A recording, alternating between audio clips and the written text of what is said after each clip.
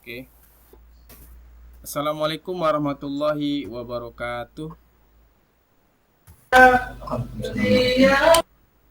Waalaikumsalam. Pada hari ini kita dari kelompok 2, yaitu saat ini ada saya, Jasmarizal Mahdiawan, Heri Hendrawan, Handoko, Ahmad Sobirin, Kevin dan Ranap Sinaga akan mempresentasikan tugas materi distribusi sampling.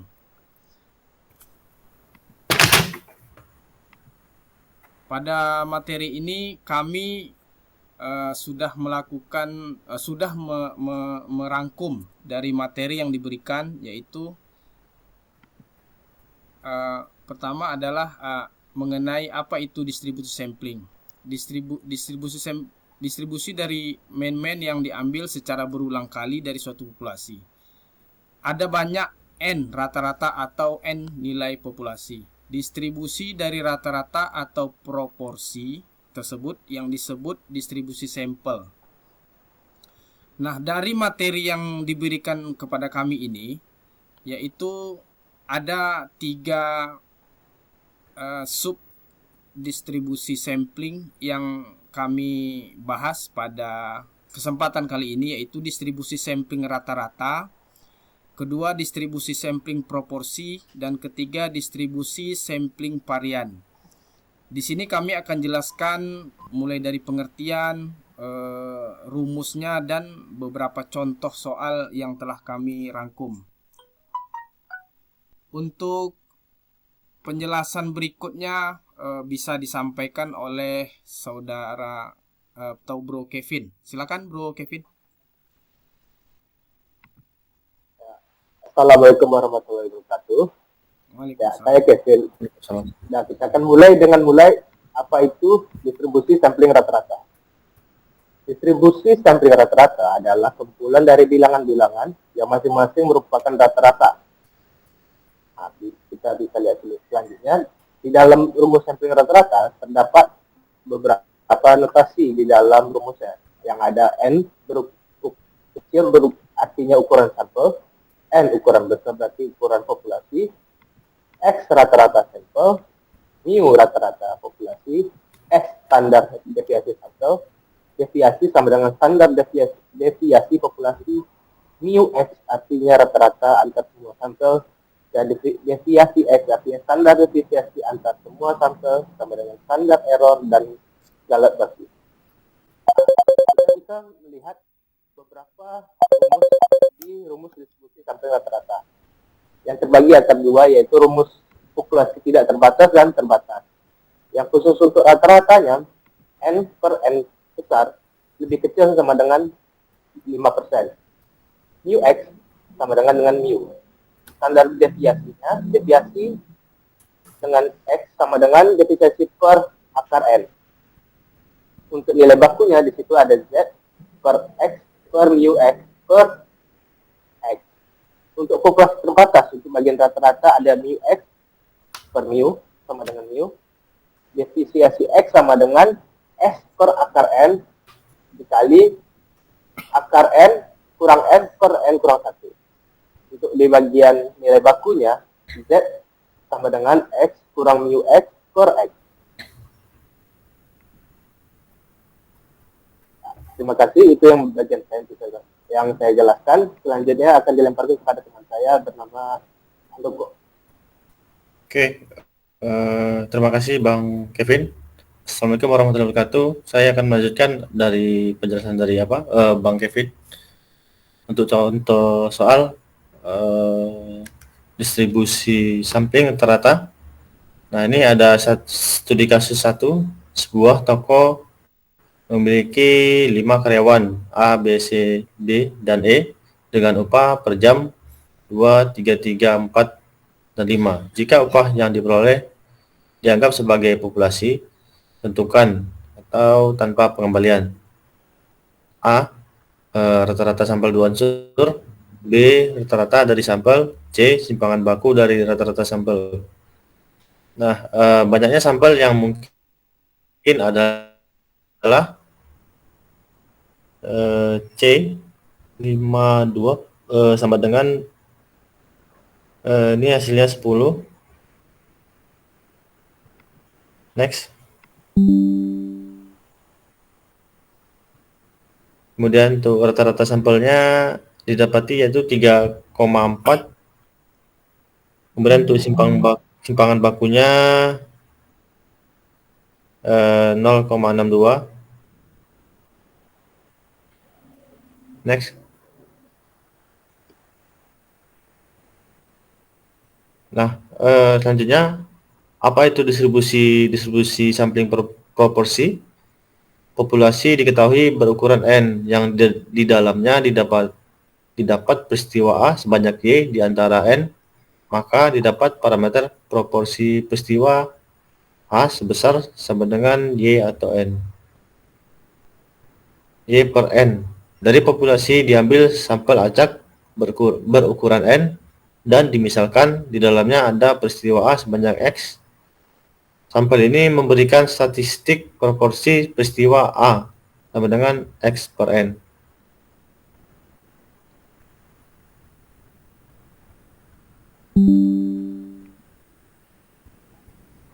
Selanjutnya akan dibacakan oleh teman kami yaitu Bang Mahdiawan Nur Khalifah. Dipersilakan.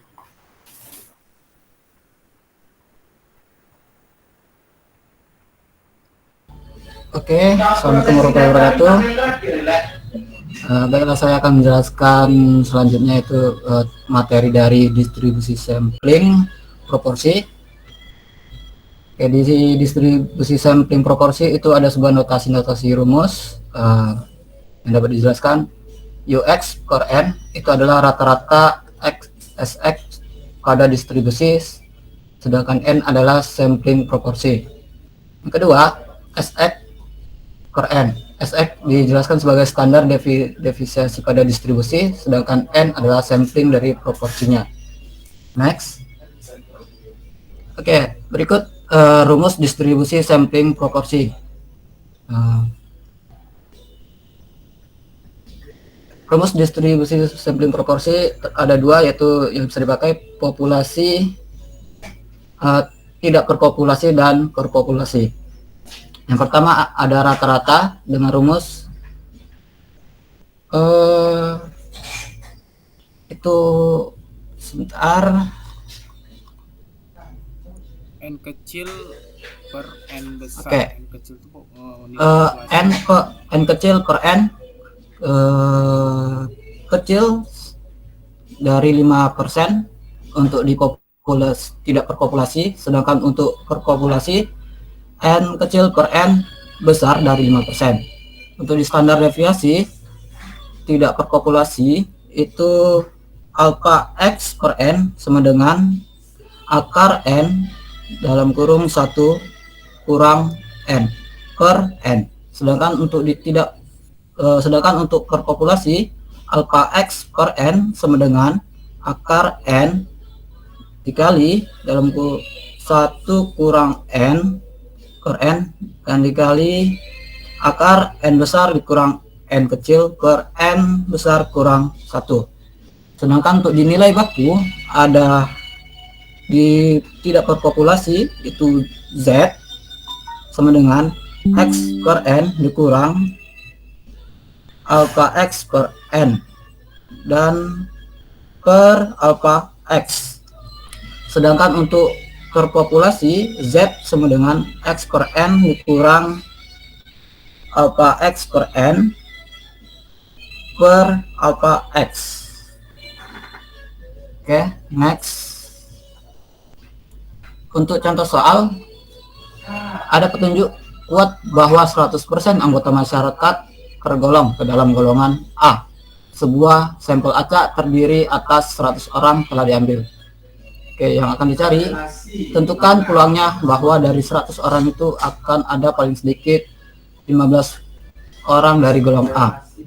Oke, untuk penyelesaian atau penjelasan akan dilanjutkan oleh bro atau kawan kita Harry Henrawan. Oke, di sini saya akan melanjut penjelasan dari Bang Mahdiawan Nur Khalifah, di mana tadi contoh soal sudah disebut, dibaca di atas. Selanjutnya kita masuk kepada penyelesaian. Jadi untuk ukuran sampel 100 tadi, di antaranya paling sedikit itu terdapat 15 tergolong kategori A. Maka paling sedikit X per N sama dengan 0,15. Kekeliruan bakunya adalah di mana sigma X per N sama dengan mu dalam kurung 1 kurang N per N kecil sama dengan yaitu 0,100 kali 0,90 per 100, maka hasilnya 0,03. Dan bilangan Z paling sedikit yaitu 0,15 dikurang 0,10 per 0,03 sama dengan hasilnya 1,67. Jadi dari daftar normal baku luasnya yaitu 0,5 dikurang 0,4525 sama dengan 0,0475. Dan peluang dalam sampel itu akan ada paling sedikit terdapat 15 kategori A yang nilainya 0,0475. Dari rumus 8 dengan mu sama dengan 0,5, 0,1 dan 1 kurang mu sama dengan 0,9, sedangkan D sama dengan 0,02. Maka dapat kita tulis itu 0,1 ditambah 0,9 kurang dari 0,02 yang menghasilkan nilai N besar dari 225. Jadi paling sedikit sampel harus berukuran 225. Lalu lanjut yang ke materi ketiga, yaitu apa itu distribusi sampling varian? Yaitu varian secara matematis didefinisikan sebagai rata-rata perbedaan kuadrat dari mean. Next, lanjut, itu notasi dalam distribusi sampling varian. Jadi dapat teman-teman lihat di sini, di mana S kuadrat sama dengan dalam kurung X pangkat 1 kurang X tambah X, dan sampai seterusnya, itu di mana nanti akan dibagi dengan N kurang 1. Dan terdapat juga nilai N dalam kurung X per I kurang X kuadrat 2 per N kurang 1. Dan ini merupakan notasi untuk variansi sampel. Oke, mungkin dilanjut oleh Bang Sobirin untuk rumus sampling varian. Baik, saya akan meneruskan yaitu rumus sampling varian. Nah, di sini rumus varian ini ada dua, varian data tunggal dan varian data kelompok. Kalau varian data tunggal adalah data yang disajikan secara sederhana dan data tersebut belum tersusun atau dikelompokkan ke dalam kelas-kelas interval. Namun kemudian varian data kelompok adalah data yang biasanya disajikan dalam bentuk tabel frekuensi dan data tersebut sudah tersusun atau dikelompokkan dalam kelas-kelas interval. Nah, di sini ada variasi data berkelompok. Itu ada rumus sampel, dan ada rumus populasi. Apa bedanya? Kalau populasi adalah keseluruhan dari subjek penelitian, sedangkan sampel adalah sebagian dari populasi tersebut. Nah, rumusnya yang sampel ini adalah S pangkat 2 sama dengan itu disebut varian sampel, kemudian X nilai tengah kelas ke-1, kemudian F frekuensi kelas ke-I, kemudian X rata-rata sampel. Nah, ini bedanya. Variasi data tunggal itu A kuadrat sama dengan 1 per N varians buka kurung XI dikurang X tutup kurung pangkat 2. Kemudian variasi data kelompok yaitu A pangkat 2 sama dengan 1 varians, kemudian varians kembali FI buka kurung XI kurang X buka tutup kurung pangkat 2. Nah, kemudian dilanjutkan. Next. Kemudian contoh soal. Contoh soal. Nah, ini contoh soal termasuk ke dalam varians data tunggal. Kenapa? Karena datanya ini belum terkelompokkan.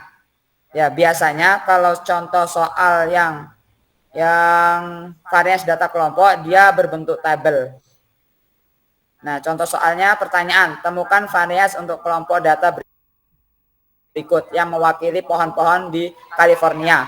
Ketinggian dalam kaki. Ada 3, kemudian 21, 98, 203, 17, 9. Nah, langkah pertama, tambahkan angka-angka dalam kumpulan data yang Anda berikan. Maka 3 ditambah 21 ditambah 98 ditambah 203 ditambah 17 ditambah 9. Hasilnya adalah 351. Kemudian langkah kedua, beri tanda jawaban Anda. Maka 351 dikali 351. Karena kuadrat tadi ya. Karena berpangkat tadi. Kemudian sama dengan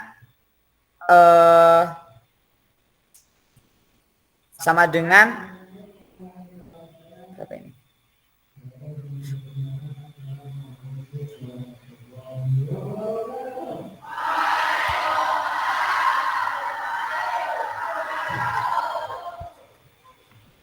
Yang mana, Bro? Mana ini?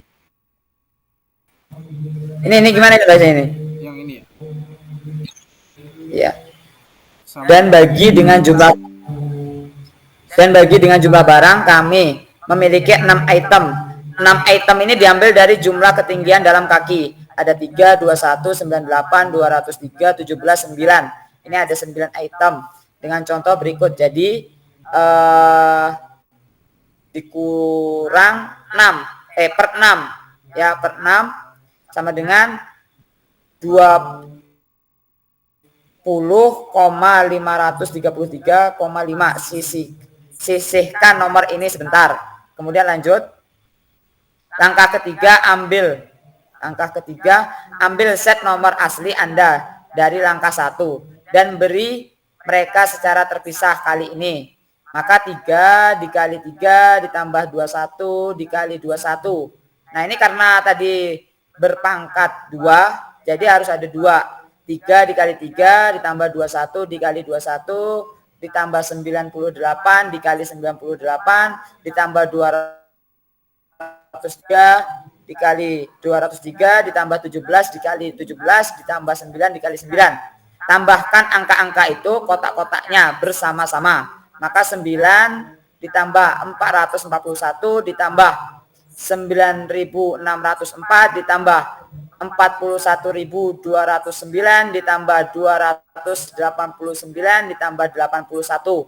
Maka hasilnya sama dengan 51.633.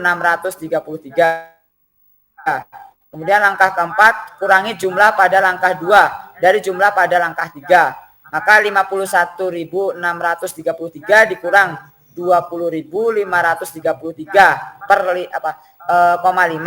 hasilnya 31.909,5. Sisihkan nomor ini sebentar. Langsung lanjut ke langkah kelima. Kurangi 1 dari jumlah item dalam kumpulan data Anda. Tadi ada berapa? Ada 6. Maka dikurang 1. Hasilnya adalah 5. Lanjut langkah yang terakhir adalah langkah 6. Bagikan nomor di langkah 4 dengan nomor di 5. Langkah 4 tadi nomornya adalah hasilnya. Ya, hasilnya adalah 31.099,5. Maka dibagi dengan hasil yang tadi itu. Hasil langkah kelima berapa? 5. Maka hasilnya 6.219,9. Lanjut. Oke. Terima kasih Bro Sobirin. Maka dari itu untuk materi sampling ini sudah kita jelaskan semua dari awal sampai akhir. Jadi ada 3 materi yang sudah kita sampaikan, yaitu distribusi sampling rata-rata, distribusi sampling proporsi, dan distribusi sampling varian. Demikianlah, mungkin apakah ada tanggapan atau dari yang lain atau ada koreksi?